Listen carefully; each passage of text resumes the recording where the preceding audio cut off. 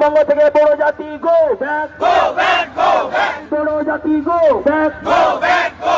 বড় community go back बे क'क्राझार कारिगाव ओनसोलाव जोंनि साथाम बर' फिसाखौसो आदिबासि सुबुंफोरा गावसोरनो एटाक खालामग्रोबाय आरो बेनि उनावहाय बे जाथायजों सोमोन्दो लाखिनानै वेस्ट बेंगलनि थागिबि बर' फिसाफोरखौसो बड' जाति गो बेक वेस्ट बेंगलाव थानाय बड' जातिनि बर' फिसाफोरखौ गो बेक होनदों। अब्ला दिनै जोंनि बर' हारिनि बै लिडारफोरा माबे मेगनजों नायगासिनो दङ? बे ट्राइबेल बेल्ट एन्ड ब्लकआव दखल खालामनानै थानाय बै आदिबासि हारिनि सुबुंफोरखौ इभेक्सन खालामनो हागोन ना हाया? नोंसोरनि बेफोरबायदि पार्सनेल क्रेडिट लाबाय थानायनि खिथेर माखासे गाज्रि खैसाराव जोंनि बर' फिसाफोरा बोलि जानांबाय दङ।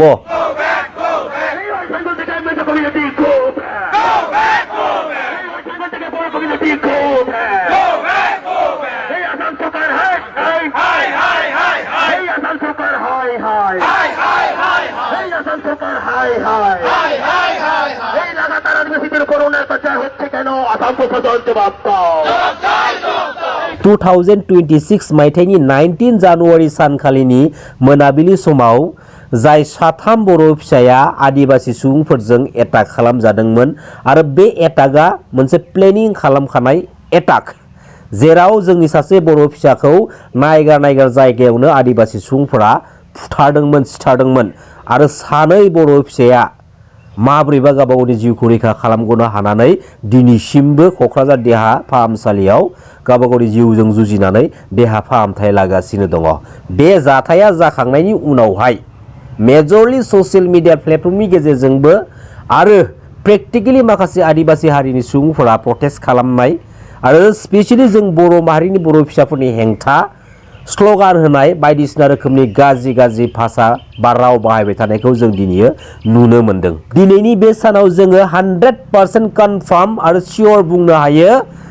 जाय साथाम बर' फिसाखौ आदिबासि सुबुंफोरा एटाक खालामखादोंमोन बियो मोनसे प्लेन पलिसि, मोनसे प्लेनिं खालामखानाय एटाकमोन, जेराव आदिबासि सुबुंफोरा जोंनि बर' फिसाफोरखौसो एटाक खालामदोंमोन। गावसोरनो एटाक खालामखांनायनि उनावहाय दिनैसिमबो सिरि थादिया, जेराव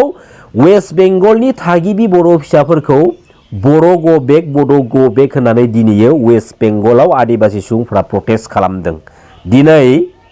जाय आदिबासि सुबुंफोरा जोंनि बर' फिसाफोरखौ एटाक खालामदों, अब्लाबो जोंनि बर' हारिया दिनै गोसो हमथानानै खुगा मुथिनानै सिरि थानांगौ अबस्थायाव दङ। दा बेराफारसेथिं आं बेखौनो बुंगोन, स्पेसियेलि जोंनि बे बिटिआर ओनसोलनि सिङाव जाय आदिबासि सुबुंफोरा जोंनि बे ट्राइबेल बेल्ट एन्ड ब्लकनि हायाव दखल खालामनानै दङ बा थागासिनो दङ, बिसोरखौ इमिडियेटलि इभेक्सन खालामनांगौ। दिनै जोंनि बर' हारिनि जेसेबांखिनि पलिटिकेल लिडार्सफोर दङ, बे जोंनि ट्राइबेल बेल्ट एन्ड ब्लक्सनि हायाव दखल खालामनानै थाग्रा बै नन ट्राइबेल हारिनि सुबुंफोरखौ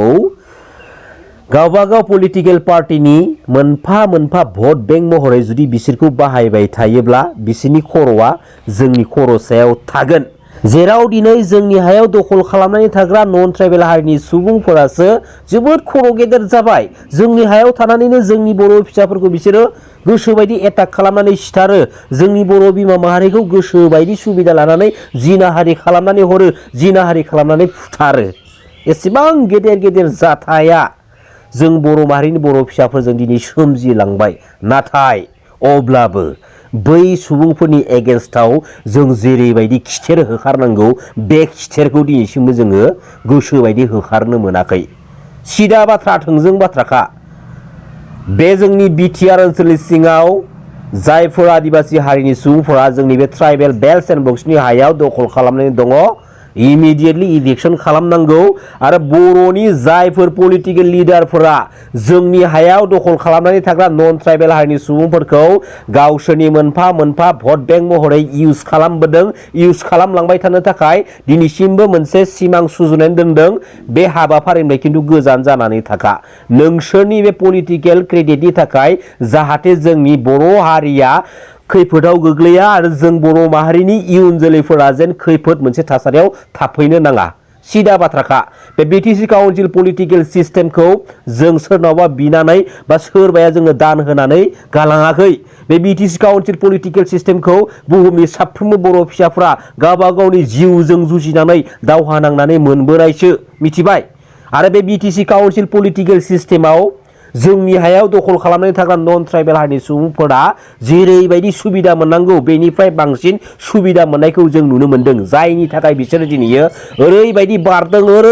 बारदों ना दिनैयो ओरैबायदि बारबाय थारमाने बारनानै बिसोर माने मा जोंनि हाखौ दखल खालामनानै थानायखौ बिसोर माने बावगारलांनो हमबाय हो दिनै पावारा जोंनाव दङ हो दिनै इभिक्सन खालामगोन ना खालामा बर' हारिनि इयुन जेनेरेशन आपकामिं इयुन जेनेरेशनफोरनि थाखाय जों दिनै साननो गोनां जानानै फैबाय आरो दा समनि एट प्रेजेन्ट बर' हारिनि जेनेरेशन बी एलार्ट बी रेडि बर' हारिनि जारिमिनाव रोखा दङ जाय नन ट्राइबेल हारिजों जोङो दानलाय सुलाय खालामनानै दिनैनि बे थासारियाव थांनानै दङ आरो जोंनि बर' माहारिनि इयुन जेनेरेशन फैबाय थानाय जेनेरेशनाबो गावबा गावनि जिउजों लोगोसे माहारिनि गोथारथिखौ रैखाथि होलांनो थाखाय बे नन ट्राइबेल हारिनि सुबुंफोरजोंनो दावहा नांलांबाय थानांगौब्ला अब्ला सानसे समाव जोंनि बे बर' माहारिया जोबस्रांलाङोना जोबस्रांलाङा हो गावबा गावनि पलिटिकेल मुलाम्फानि थाखाय गावबा गावनि पार्सनेल व्यक्तिगतनि थाखाय जुदि खामानि मावलांबाय थायोब्ला जोंनि बे बर' माहारिया जोबस्रांलांगोन ना लाङा हो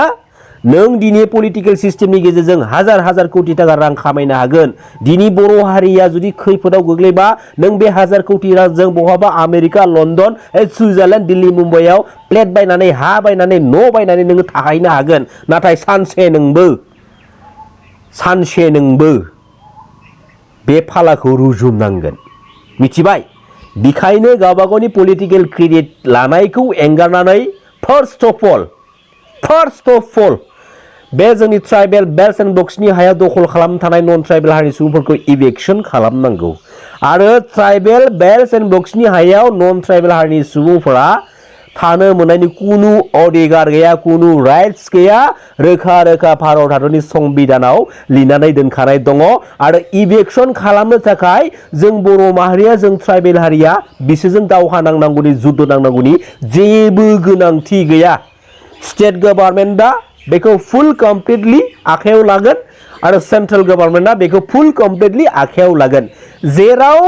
जोंहा मोनथाय दंखायो बिसोरखौ होस्रांनायनि नाथाय दिनैसिमबो जों होस्रांना लानो हायाखै मानि थाखाय अनलि वान मोनसेल' रिजन जोंनि माहारिनि जोंनि ट्राइबेल हारिनि बै लिडार्सफोरा बै पलिटिकेल लिडार्सफोरा गावबागाव माखासे पार्सनेल व्यक्तिगत क्रेडिटनि थाखाय बे हाबाफारिखौ दिनैसिमबो गाथेनानै दोनगासिनो दङ आरो बेनि गाज्रि खैसाराव दिनै नङा गाबोन नङा जोंनि बर' फिसाफोरा बोलि जानांबाय थानांदों बेफोर गासैबो रेसपन्सिबिलिटिया स्टेन्डिं जों ट्राइबेल हारिनि बै पलिटिकेल लिडार्स आरो बै लिडार्सफोरनि सिदा बुंखाबाय आं थोंजों बाथ्राखा ट्राइबेल बेल्ट एंड ब्लक्सआव थानाय दखल खालामनानै थानाय नन ट्राइबेल हारिनि सुबुंफोरखौ आरो मेजरलि बे आदिबासी हारिनि सुबुंफोरखौ इभिक्सन खालामनांगौ सिदा बाथ्रा थोंजों बाथ्राखा गोजोन्थों खुलुमबाय जय बर' हारिनि जय बर' बिमानि